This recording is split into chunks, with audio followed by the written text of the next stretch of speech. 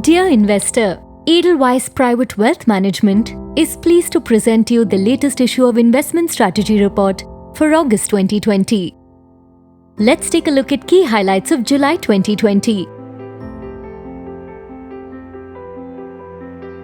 US GDP plunged by a whopping 32.9% in Q2 calendar year 20, worst quarterly performance in the recorded history.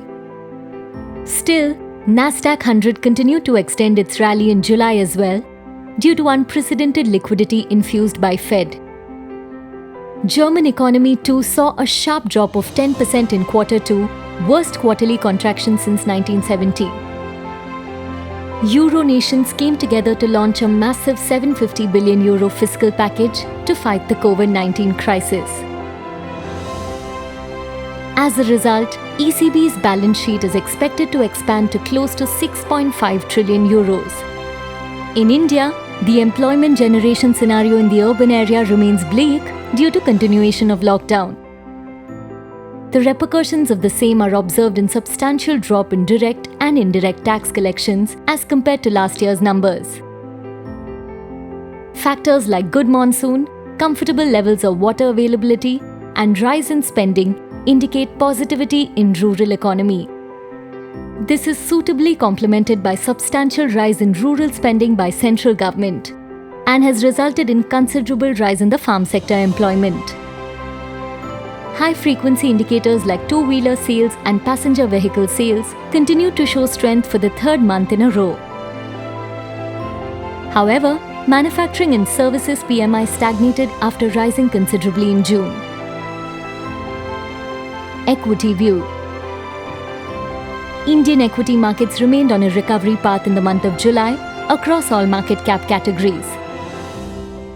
Aggressive monetary and fiscal stimuli at global levels have been major drivers for equity markets. FII investment in Indian equity has seen an inflow for the third consecutive month in July.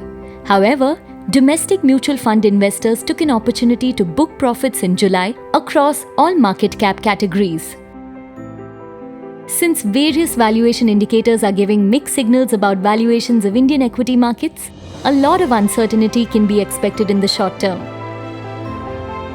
Investors can look to add equity in a staggered manner and accelerate deployment in case of correction. We have taken a tactical underweight call on equity allocation based on respective risk profiles. Current risk-reward equation does not seem to be favorable in the short term, considering stagnant economic activities.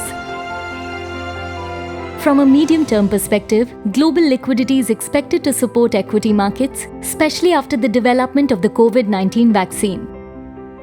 Fixed income view.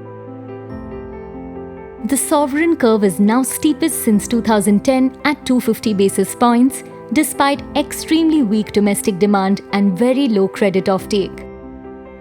Multi-year high CPI fueled by food inflation could be the reason for high rates at longer end of the curve.